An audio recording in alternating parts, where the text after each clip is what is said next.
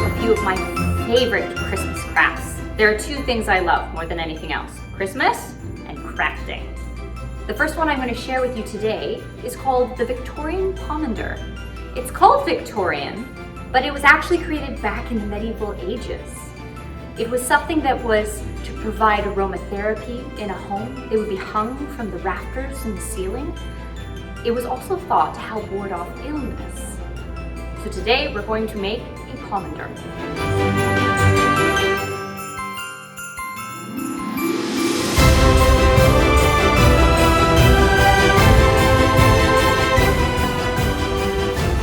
So your first step is to take your orange and your ribbon and figure out how much ribbon you're going to need for this craft.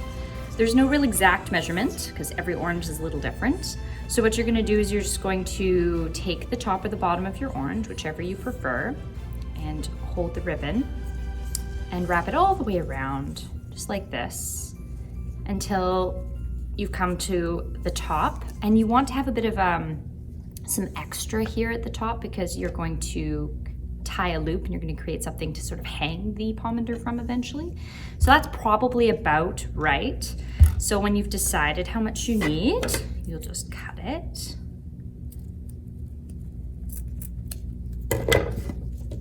And now you're ready for the pins.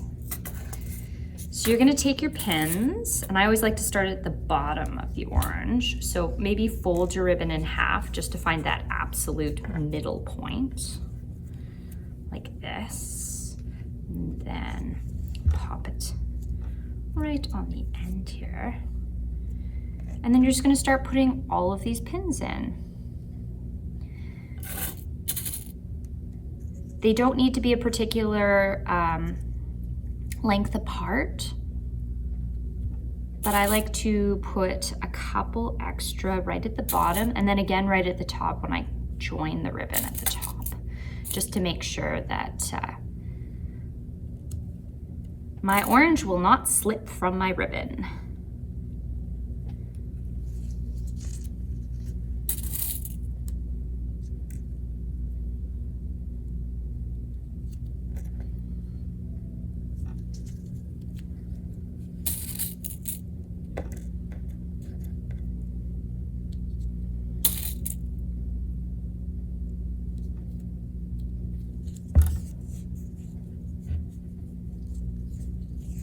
When you come to the top, I've really only been putting pins up until this point on either side of the ribbon, just along the edges, like this, to sort of create rows. And you could really, like, if you wanted to get creative, you could absolutely make a pattern with dress pins. You could get colored dress pins that have the different colored tops or the pearl tops to them. That would also look really nice. I've just chosen plain ones. But when you get to the top, you want to add a couple extra. You can also use a hot glue gun to sort of help secure the ribbon at the top, but I kind of put an extra row of pins at the top because the weight of the orange is going to hang from this point. You could also consider tying the ribbon at the top if you like.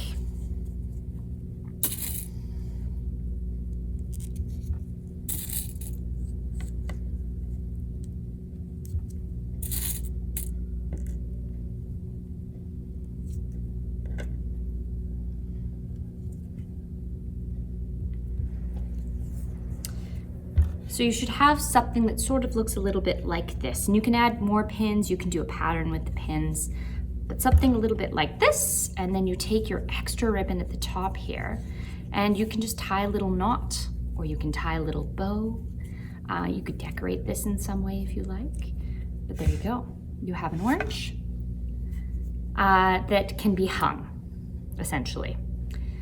The next step that you're going to do is you are going to, once you're happy with your ribbon, and again, you can add more ribbon, you can wrap it the other way too if you wanted. You could put more ribbon this way on the orange if you wish.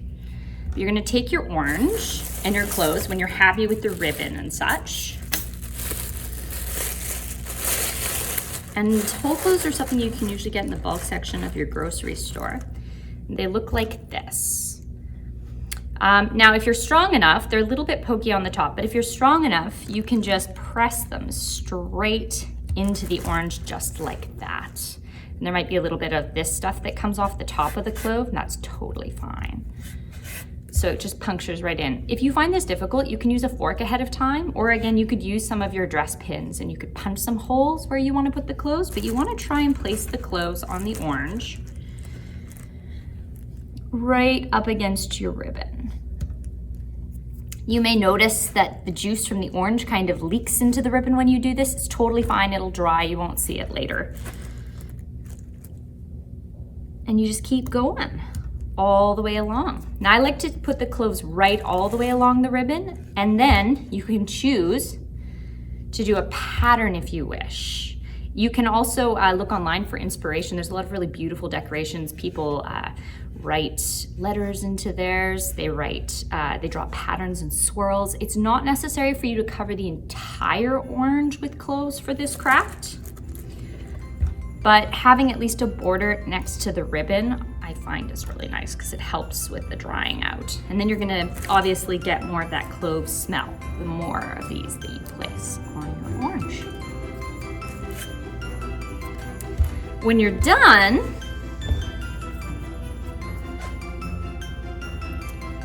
you might have a pattern like this. And there you have it, a Victorian pomander. I've added a few little things to mine. I've just glue gunned on top a few little branches and a few little pine cones. I made this one about a week ago, so you can see it's beginning to dry out really nicely. It smells great. Join me next week for my next craft. And on behalf of everyone here at Kaleidoscope Theatre for Young People, we wish you a very happy